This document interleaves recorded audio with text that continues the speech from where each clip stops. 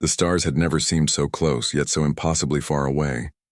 Captain Jake Morrison stood on the bridge of the Endeavour, watching the viewport display the vast emptiness of space beyond Earth's solar system. His crew had been out here for 3 months, charting new territories and searching for signs of life. They had found nothing but rocks and ice until today.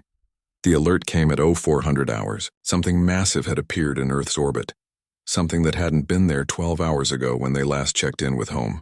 The communications officer, a young woman named Amy Carter, turned to Jake with wide eyes. Her hands shook slightly as she adjusted her headset. "Captain, we're getting emergency broadcasts from Earth. Multiple objects have appeared in orbit. They're saying it's first contact." Jake felt his heart skip. First contact. Humanity had dreamed of this moment for centuries, prepared for it, feared it. Now it was happening, and he was too far away to see it with his own eyes.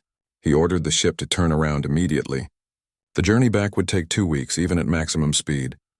Those 2 weeks felt like an eternity. News from Earth came in fragments. The ships in orbit were enormous, larger than anything humanity had ever built.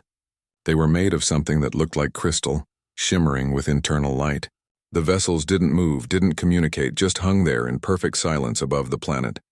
Governments scrambled to form a unified response. The United Nations took the lead, broadcasting messages in every language and mathematical sequence they could think of. There was no response for the first 5 days. Then on the 6th day, something changed. People around the world reported strange dreams. Not everyone experienced them, but thousands did.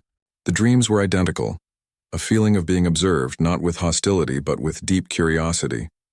Images of Earth from space, of humanity going about its daily life. And underneath it all, a question that had no words but somehow made itself understood. Are you ready to listen?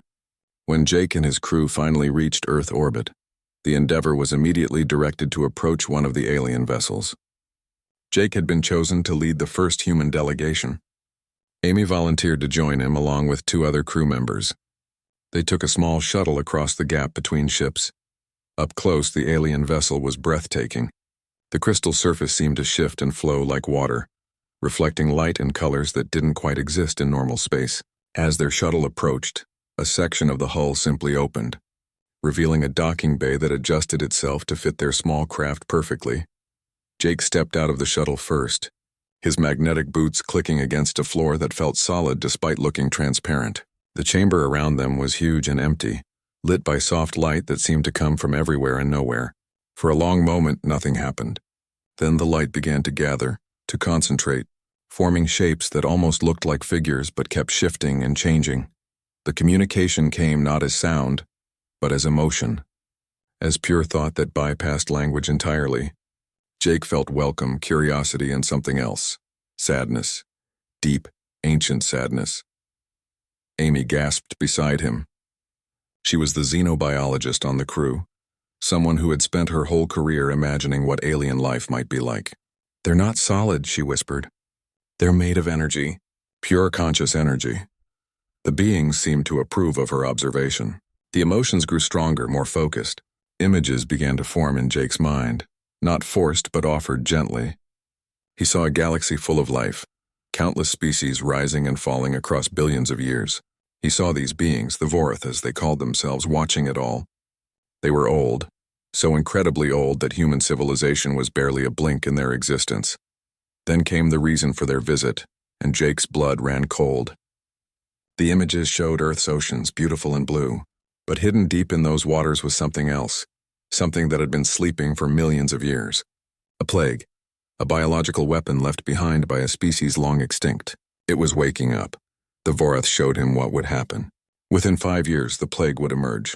It would spread through the water, into the air, into every living thing. Nothing would survive. Earth would become a dead world, just like 7 other planets the Vorath had witnessed fall to this same ancient weapon. "Why are you telling us this?" Jake asked aloud, though he knew they understood his thoughts directly. "Can you help us?" The response was complex, layered with meaning. The Vorath had laws, ancient rules they followed. One of those rules was simple: do not interfere. Let each species face its own challenges, succeed or fail on its own merits. They had followed this law for eons, watching civilizations die when they could have saved them. But something was different this time. The emotions Jake felt from the Vorath were conflicted. Some of them wanted to leave, to honor their law and let humanity face its fate. Others argued that this plague wasn't a natural challenge. It was a trap left by a dead species, something no amount of human effort could overcome in time. The debate among the Vorath played out in Jake's mind like a symphony of thought. He felt their arguments, their anger, their compassion. One voice rose above the others, stronger and clearer. It belonged to what Jake could only think of as their leader, though the Vorath didn't seem to have hierarchy in any traditional sense. Her name, translated into something Jake's mind could grasp, was Salinthia.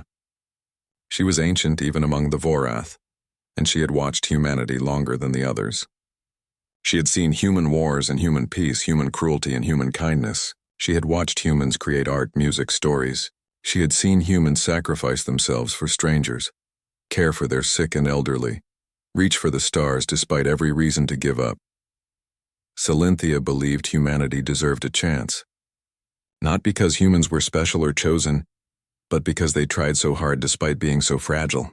The plague would kill them before they ever had a real opportunity to show what they could become.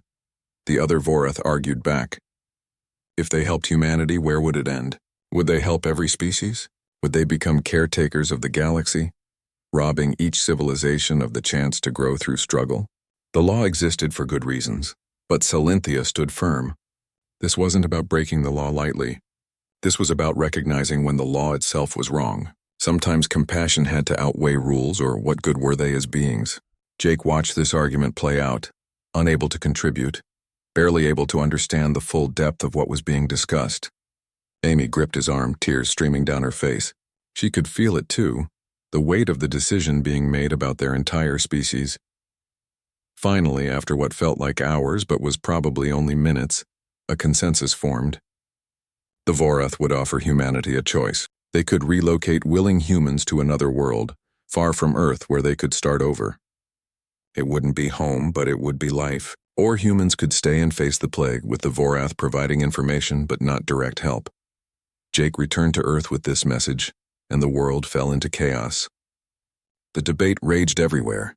Some people called it a trick, insisting the aliens were lying to manipulate humanity. Others wanted to accept the relocation immediately. Most people simply didn't know what to believe. Governments demanded proof. The Vorath provided it, sharing data about the plague, its location, its nature. Human scientists confirmed it was real. The thing in the ocean was real, and it was waking up. Detection systems in the deepest trenches began picking up biological activity where there should be none. Panic set in. Riots broke out in coastal cities. People inland hoarded supplies, preparing for the worst. The United Nations called for calm, but calm was hard to find when extinction loomed. Jake returned to the Vorath ship a week later. Amy came with him again, and this time dozens of scientists and leaders joined them. They begged for more help, for any way to fight the plague without abandoning Earth, and that's when Salinthia did something that would change everything. She stepped forward, her energy form solidifying just enough to seem more present, more real. The emotion she broadcast was determination mixed with acceptance of consequences. She would break the law. She would give humanity what they needed to save themselves, and she would face whatever punishment her people deemed necessary. The other Vorath reacted with shock and anger. Some withdrew immediately, their ships vanishing from orbit. Others stayed, torn between their law and their compassion. Salinthia told Jake that she would help, but he needed to understand the cost. The Vorath would give everything they had. It might destroy them. Jake asked if she was sure. The response was simple and clear. Yes, humanity was worth saving. Even if humanity never understood the full price being paid, even if they forgot the Vorath entirely, it would still be worth it. The decision was made. The Vorath began their work, and humanity held its breath, watching as beings of pure energy prepared to battle a plague from the ancient past. The download began at midnight Greenwich Mean Time. Amy Carter sat in a specially constructed facility in Geneva, surrounded by the brightest scientists humanity had to offer. Banks of computers lined every wall, their cooling systems humming constantly to handle the massive data transfer. The Vorath weren't sending files in any traditional sense. They were imprinting knowledge directly into human computer systems, translating concepts that existed beyond human mathematics into something the machines could process. Amy's role was unique. Cynthia had chosen her as the primary liaison, the human mind that would help bridge the gap between Vorath thought and human understanding. The process was uncomfortable. Amy sat perfectly still while waves of information washed through her consciousness. She didn't understand most of it, not directly, but her brain became a living translator, helping the computers make sense of energy patterns and dimensional frequencies that shouldn't exist in normal physics. The data covered everything. Biological templates for medicines humanity wouldn't invent for centuries. Energy manipulation techniques that made nuclear fusion look primitive. Methods for restructuring matter at the molecular level. It was overwhelming, miraculous, and terrifying all at once. Outside the facility, the world watched and waited. News channels broadcast live feeds of the Vorath ships in orbit. More vessels had arrived. Not from the faction that wanted to help, but from other Vorath groups scattered across the galaxy. They came to witness what Cynthia was doing, and to judge whether she had gone too far. Jake Morrison coordinated with military leaders and scientists, trying to prepare for whatever came next. The plague was growing more active. Deep ocean sensors registered movement in the Mariana Trench, in the Puerto Rico Trench off the coast of Japan.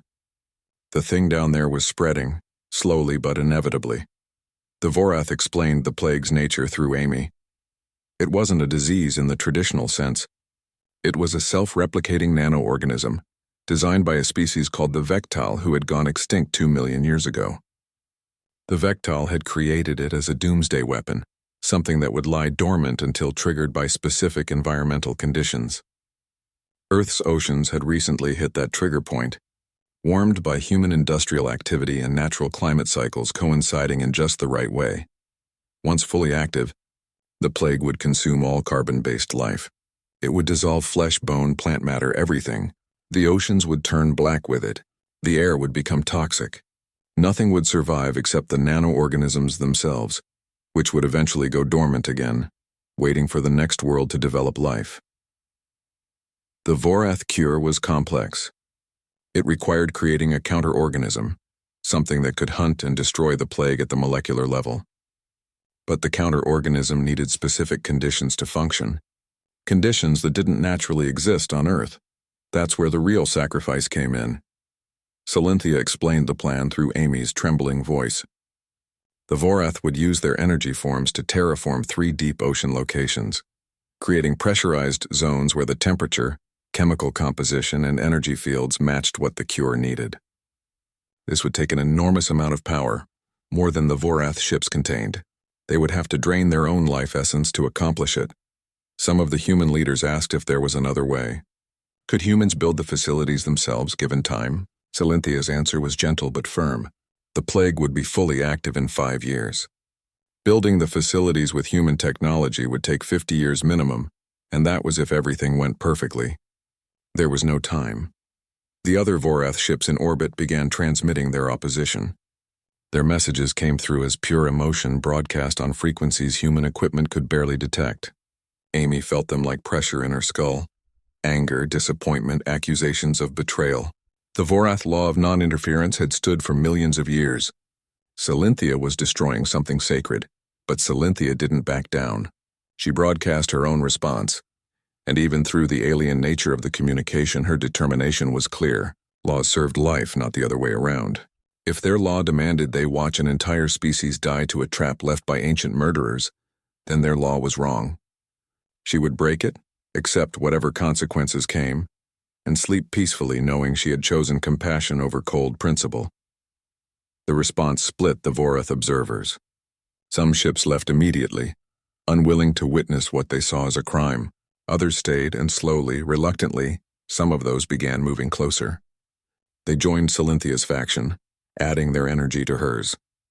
It was a rebellion, quiet and measured, but a rebellion nonetheless. Jake watched from the bridge of the Endeavor as the Vorath ships began to descend toward Earth's oceans. There were 12 vessels now, down from the original 20. The ships moved with eerie grace, positioning themselves over the Mariana Trench, the Java Trench, and the Tonga Trench. Then they began to glow. The light was beautiful and terrible. It started as a soft blue but intensified to white, then colors that cameras couldn't capture and human eyes couldn't name.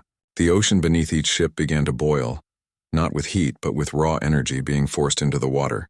The Vorath were rewriting reality in those locations, changing the fundamental properties of matter and space. Amy collapsed during the process, her mind overloaded by the feedback through the mental link. Medical teams rushed to help her, but she waved them off. She had to stay conscious, had to maintain the connection. The data was still flowing. Instructions for synthesizing the cure once the facilities were complete. The transformation took 48 hours.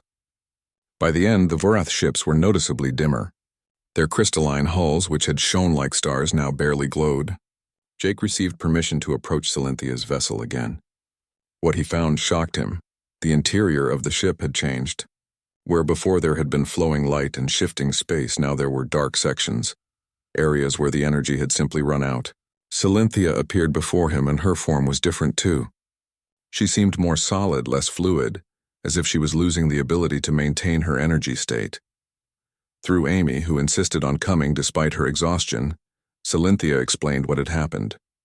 The 3 ocean facilities were complete. They would function automatically now, drawing geothermal energy from Earth's core to sustain themselves. The facilities would produce the counter-organism in massive quantities. Humanity just needed to harvest it and distribute it through the world's oceans before the plague reached full strength. But the cost was clear. The Vorath had given too much. Their energy reserves were nearly depleted. They could no longer sustain their forms indefinitely. Cylynthia estimated they had perhaps 2 more years of consciousness before they would need to enter dormancy to survive. And dormancy for the Vorath wasn't like sleep. It was a state of near non-existence, where they would drift as scattered particles of awareness, possibly for thousands of years before they could reform. Jake felt sick. These beings had sacrificed their existence to save humanity. He asked what humans could do to help.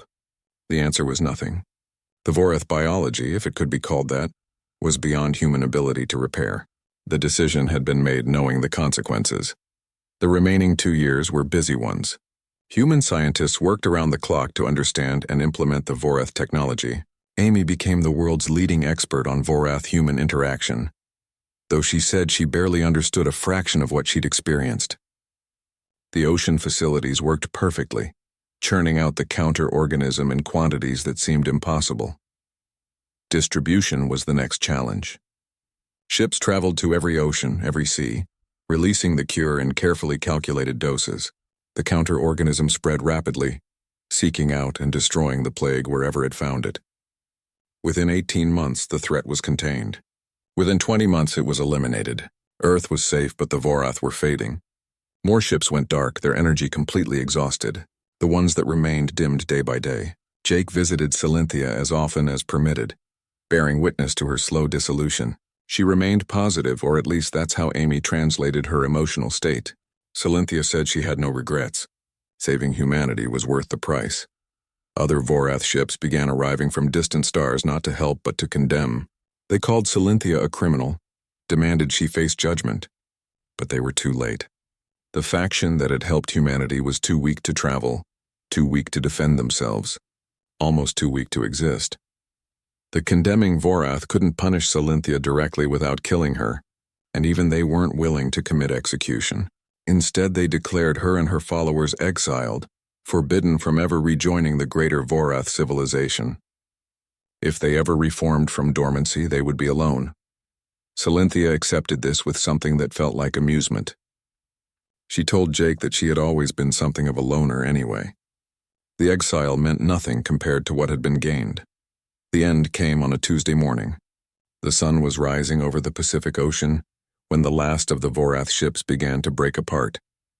Not destructively, but deliberately, carefully, the crystalline structures dissolved into streams of light that fell like rain toward Earth. The Vorath. 70 years had passed since the Vorath faded into Earth's magnetic field. The world had changed in ways that would have seemed like magic to people from before first contact. Cities reached into the clouds, built with materials derived from Vorath technology. Spacecraft moved between planets as easily as airplanes once crossed oceans. Disease, hunger, and energy scarcity had become problems of the past. Captain Kyle Patterson stood on the bridge of the Pathfinder, humanity's first ship capable of traveling beyond the solar system. He was 32 years old and had trained his entire life for this moment. The engines hummed with power that came from controlled dimensional rifts, another gift from the Vorath data archives. Today, they would jump to Proxima Centauri, a journey that would have taken generations with old technology. Now it would take 6 hours. The crew was small, only 15 people, but they represented humanity's best. Kyle had read the historical accounts of Jake Morrison and Amy Carter, the heroes who had first met the Vorath. Those accounts were required study for anyone joining the space program. Every child learned about the Vorath in school, about their sacrifice and their gift, or at least that's what Kyle had been taught. But lately he'd noticed something strange. Different sources told the story differently. Some versions emphasized the Vorath as saviors. Others portrayed them as mysterious benefactors who helped but then left, their reasons unclear. A few fringe historians questioned whether the Vorath had really sacrificed as much as claimed, suggesting they had their own political reasons for helping humanity. Kyle pushed these thoughts aside as the jump sequence began. The ship shuddered, reality bent, and suddenly they were somewhere else. Proxima Centauri burned red in the viewport, and orbiting it was a planet with liquid water. Humanity's first confirmed view of another living world. The mission was exploratory only. They scanned the planet, collected data, and detected something unexpected. Structures on the surface. Not natural formations, but buildings or what remained of them. An alien civilization had existed here once, though it seemed long abandoned. Kyle led a landing party down to investigate. The ruins were ancient, crumbling, but still recognizable as cities. Whoever had lived here had been roughly humanoid, based on the doorways and furniture. They had achieved spaceflight, based on the launch facilities outside the main settlement. But something had destroyed them. The cities showed signs of rapid evacuation, as if the entire population had fled in a hurry. One of the scientists, a woman named Nina Foster, found something significant. A data storage device still partially functional. It took 3 days to extract and translate the information. But when they succeeded, the message was clear. The civilization here, called the Zenthi, had encountered the same plague that nearly destroyed Earth. They had fought it for decades, but without help. They lost. The survivors fled to other worlds, scattering across the galaxy, losing their unified identity. Kyle reported the discovery back to Earth. The response was celebratory at first, proof that the Vorath had been right, that the plague was an ancient weapon that threatened multiple species. But then something else emerged from the Zenthi records. They had detected energy beings in their star system during the plague years. They had tried to communicate, begged for help. The energy beings had observed, recorded, and then left without helping. The beings matched descriptions of the Vorath. News of this spread across human space like wildfire. Talk shows and news programs debated the implications. If the Vorath had watched the Zenthi die, why did they help humanity? What made humans special? Or more disturbing, what if the Vorath had ulterior motives that humanity didn't understand? Nina became something of a celebrity, giving lectures about the discovery. She was careful to present both sides, noting that perhaps the Vorath who observed the Zenthi weren't the same faction that helped humanity. After all, Celinthia's decision had split her people. But the doubt had been planted. Kyle watched the changing narrative with growing concern. He returned to Earth after a year exploring nearby star systems. The planet had continued to grow and prosper. Humanity now had colonies on Mars, stations around Jupiter and Saturn, and mining operations in the asteroid belt. Trade with 2 other alien species had begun, cautious but promising. But the monuments to the Vorath seemed somehow smaller than he remembered. The Grand Memorial in Geneva, where Amy Carter had first linked minds with Celinthia, was now surrounded by newer buildings that dwarfed it. The annual Remembrance Day celebrating the Vorath sacrifice had been moved from a global holiday to a regional observance. Kyle attended one of Nina's lectures in New York. The auditorium was packed with students and space enthusiasts. Nina presented her findings professionally, but Kyle noticed the subtle shifts in her language. She referred to the Vorath as the entities and their help as the intervention. These were neutral terms, but they lacked the warmth of words like friends or saviors. During the question period, a student asked whether humanity would have survived without the Vorath. Nina paused, considering her answer carefully. She pointed out that human scientists had been working on the plague problem too. Yes, they needed more time, but human ingenuity was remarkable. Perhaps given another decade, humanity might have found its own solution. The Vorath accelerated the timeline, but they didn't do everything. Humans had still done the work of distributing the cure, of rebuilding society, of reaching the stars. Kyle wanted to stand up and object. The historical records were clear. Humanity would have died without the Vorath intervention. But looking around the auditorium, he saw people nodding along with Nina's assessment. They wanted to believe humanity had saved itself. It was more comfortable than owing everything to aliens who weren't even around anymore. After the lecture, Kyle approached Nina. They had become friends during the Proxima mission. He asked her privately why she was downplaying the Vorath sacrifice. Nina looked uncomfortable. She explained that she wasn't trying to rewrite history, just present a more complete picture. The Vorath had helped, yes, but humanity had also shown incredible resilience and capability. Both things could be true, Kyle pressed her. The Vorath had given their lives. That wasn't a small thing. Nina agreed, but asked what humanity was supposed to do with that information. Feel guilty forever? Limit their own achievements because they owed the Vorath? At some point, humanity needed to stand on its own. Take pride in its own accomplishments. It was a reasonable argument, but it troubled Kyle. There was a difference between standing on your own and forgetting those who helped you stand. Over the next 30 years, Kyle watched the story change more dramatically. He commanded several more deep space missions, each one revealing more about the galaxy. Humanity encountered other species, some friendly, some hostile.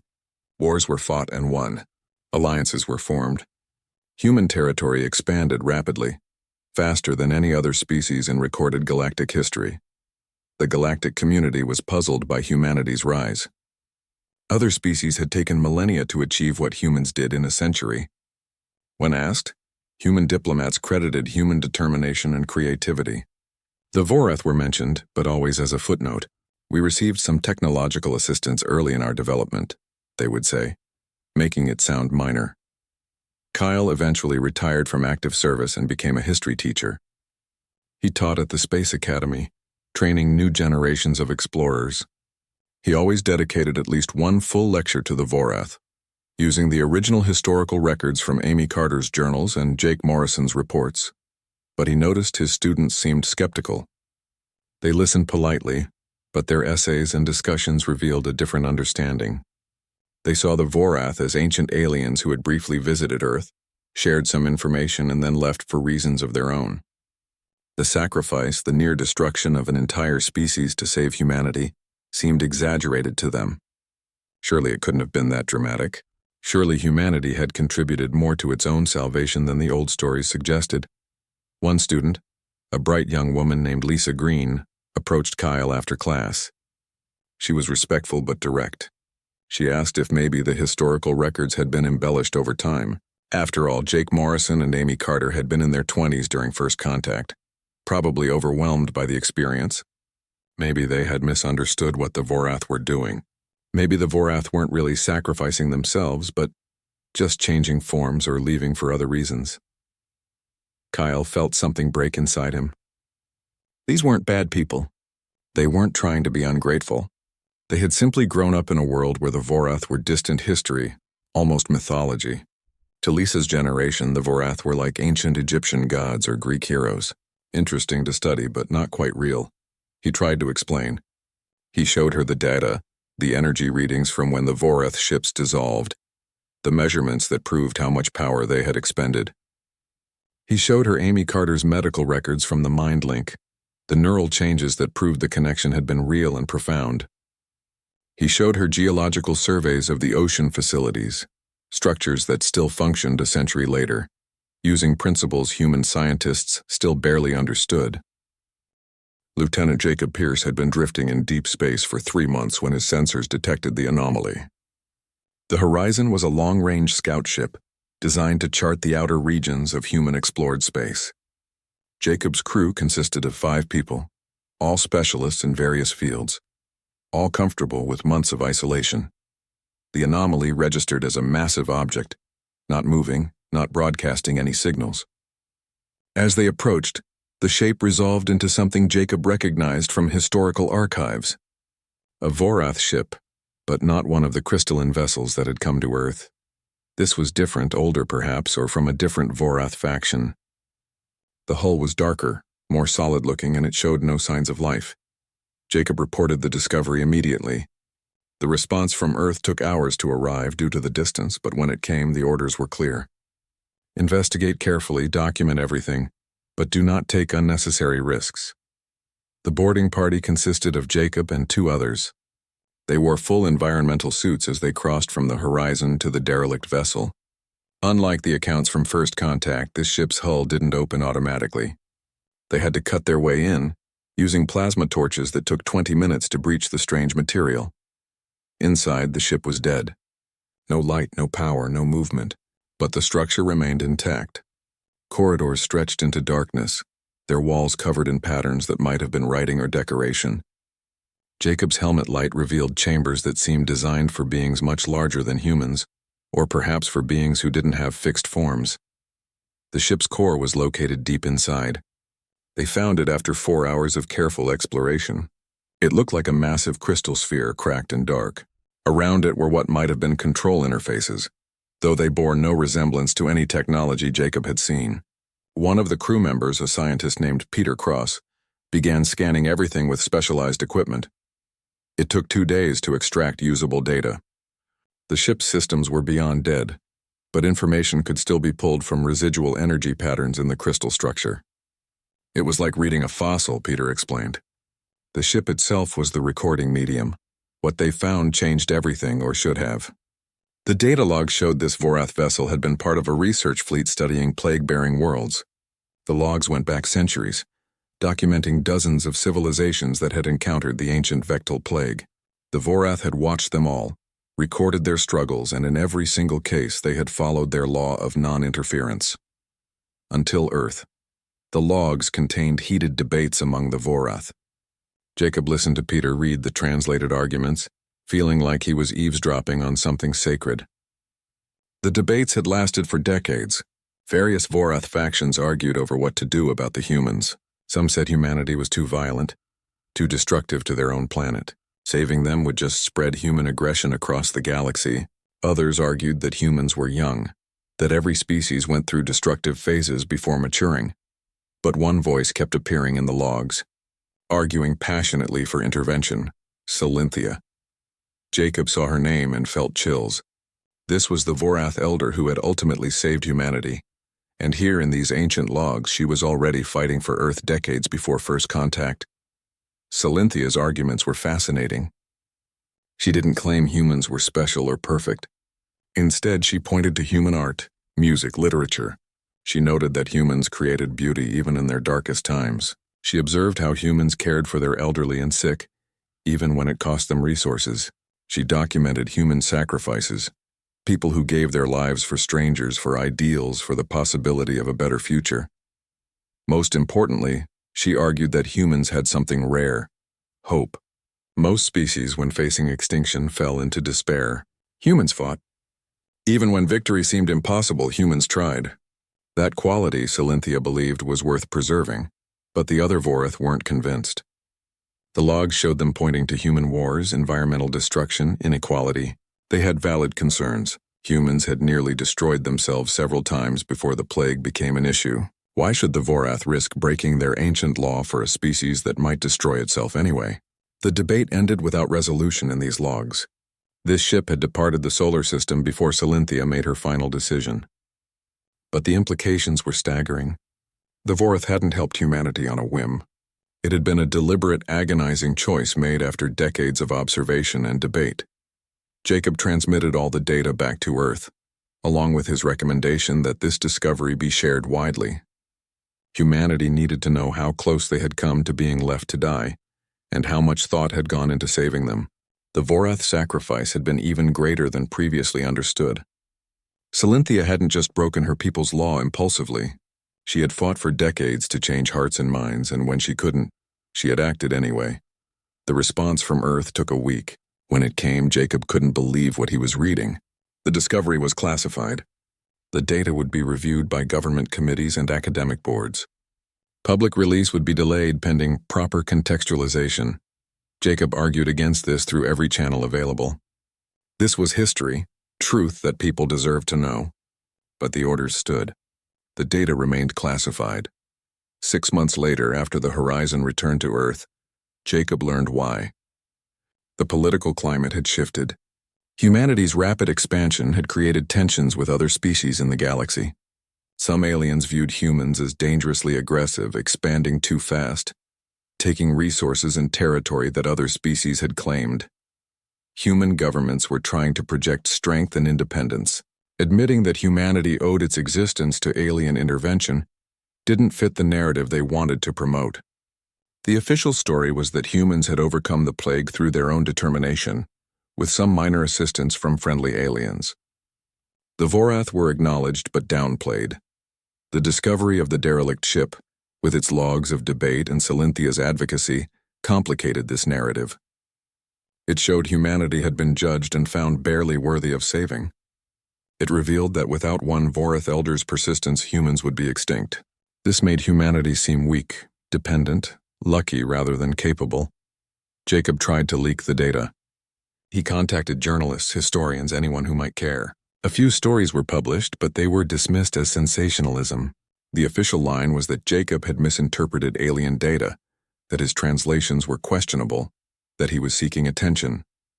More damaging were the personal attacks. Critics pointed out that Jacob had spent months in deep space, isolated, possibly affected by space-related psychological issues. They suggested his discovery was either exaggerated or fabricated. His career stalled. Promotion opportunities disappeared. Eventually, he resigned from the space service. Meanwhile, the transformation of Earth continued. The last major monument to the Vorath, the obelisk in Antarctica, was scheduled for removal. The site was needed for a new mining operation. The minerals beneath the ice were valuable, essential for building the next generation of starships. Protest groups formed, trying to save the obelisk. Jacob joined them. They numbered in the hundreds, gathering at the remote Antarctic location. Standing between the monument and the demolition crews, the obelisk was simple, just a black stone pillar 30 feet tall. Carved into it was a message in multiple languages. They gave so we could rise. The authorities were patient at first. They offered to relocate the obelisk, place it in a museum. The protesters refused. This was where Silinthia's ship had made its final descent, where the Vorath had dissolved into Earth's magnetic field. Moving the monument would be like moving a gravestone. For 2 weeks, the standoff continued. Media coverage was minimal. Most people simply didn't care enough about a monument to aliens who had lived 100 years ago. The galaxy was moving forward. Humanity had real problems to deal with: territorial disputes with aggressive neighbors, resource management for growing colonies, political conflicts between Earth and the outer settlements. Finally, the authorities acted. They cleared the protest site peacefully but firmly. Jacob and the others were removed, detained for a few hours, then released with warnings about interfering with industrial development. The demolition proceeded. The obelisk was broken apart, its pieces hauled away as rubble. The inscription that had read, "They gave so we could rise," was destroyed. Jacob watched footage of the demolition from a small apartment in Buenos Aires. He had nowhere else to go, no career, no prospects. He had become known as the man obsessed with aliens, a conspiracy theorist who believed in exaggerated stories about beings who maybe had helped Earth a little bit a long time ago. He pulled up the historical archives, the original accounts from Jake Morrison and Amy Carter. Both had died decades ago, respected and remembered for their roles in First Contact, but even their accounts had been subtly edited over the years. Newer versions of the histories downplayed the Vorath sacrifice, emphasized human agency and resilience. Amy Carter's descriptions of the mind link with Silinthia, once viewed as profound spiritual experiences, were now explained as reactions to alien. The warning came too late. Admiral Chris Bennett received the distress signal from the colony on Kepler Station 3 days after the attack. By the time he arrived with the fleet, there was nothing left but debris and silence. 15,000 people had lived on that station. Now there were only bodies floating in the void and wreckage that still glowed with residual heat. The attackers were called the Drakthul, and humanity had been monitoring them for 5 years with growing concern. They were a hive mind species, thousands of individual organisms controlled by a single consciousness. They consumed everything, breaking down matter to fuel their expansion. Entire star systems fell to them, planets stripped of all resources and left as barren rocks. Humanity had tried diplomacy first. The Drakthul didn't respond to communication. They simply expanded, following some imperative that nobody understood. Other alien species in the region formed a coalition, sharing intelligence and resources. But the Drakthul couldn't be stopped. They adapted to every weapon, learned from every defeat, grew stronger with each victory. Now they were at humanity's doorstep, and the speed of their advance was terrifying. Chris coordinated with military leaders across human space. Every ship was recalled, every station fortified. The plan was to make a stand at the outer colonies, hold the line long enough to evacuate civilians back toward Earth. The first major battle happened at the Mars orbital stations. Chris commanded the defense from the flagship Valor, a massive warship bristling with weapons derived from Vorath technology. The human fleet numbered 200 ships, the largest military force humanity had ever assembled. The Drakthul arrived in a swarm that blotted out the stars. Thousands of organisms, each one the size of a small ship, moving together with perfect coordination. They attacked in waves, sacrificing their forward units to learn human tactics, adapting in real time. The battle lasted 18 hours. Human ships fought brilliantly, their crews executing maneuvers that pushed their vessels to the limits. But the Drakthul kept coming. For every organism destroyed, 3 more took its place. The hive mind learned faster than humans could innovate. Chris ordered a retreat when the fleet was down to 100 functional ships. The Mars stations were evacuated, and the defense fell back to Earth. The Drakthul followed, relentless and inevitable. Earth's orbital defenses were extensive. Energy shields that could withstand nuclear strikes, weapon platforms that could destroy asteroids, a network of satellites that detected threats millions of miles away. The military assured the civilian government that Earth itself was impregnable. The Drakthul would break against Earth's defenses like waves against a cliff. They were wrong. The Drakthul adapted to the energy shields, their organisms vibrating at frequencies that let them pass through. They swarmed the weapon platforms, overwhelming them with numbers. The satellite network was destroyed in the first 30 minutes of the assault. Chris watched the defense crumble from the Valor's bridge. Around him, crew members worked frantically, coordinating with ground forces and orbital stations. But everyone could see the truth. Earth was going to fall. Humanity's homeworld, the planet that had survived the ancient plague, would be consumed by the Drakthul. The evacuation orders went out. Civilian ships launched from every spaceport, packed beyond capacity with refugees. The fleet created a protective corridor, sacrificing ships to buy time for the evacuation. Chris knew they wouldn't save everyone. There were 12 billion people on Earth. Maybe they could evacuate 1 million before the Drakthul reached the surface. The shields began failing at 1400 hours local time. The Drakthul poured through the gaps, descending toward the atmosphere. Ground forces opened fire with everything they had. Nuclear weapons were authorized as a last resort. But the Drakthul kept coming. Then something impossible happened. The sky began to glow, not with fire or explosions, but with light that seemed to come from nowhere and everywhere at once. Chris stared at his screens in confusion. Energy readings were spiking across all sensors, but the source was impossible to identify. The energy seemed to be emerging from Earth itself, from the magnetic field that surrounded the planet. The light intensified, coalescing into streams that rose from the surface like ribbons of aurora. The streams moved with purpose, intercepting Drakthul organisms before they could reach the atmosphere. Where the light touched the aliens, they simply stopped moving, frozen in space. On the Valor's bridge, a scientist named Karen Wells shouted for attention. She was young, barely 30, assigned to the fleet as an observer.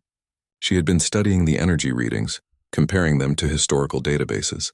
Now her face was pale with shock. "Admiral, these energy signatures match records from 240 years ago, from the Vorath ships when they dissolved." Chris felt his breath catch. The Vorath. The ancient aliens who had saved humanity from the plague. But that was history, practically mythology.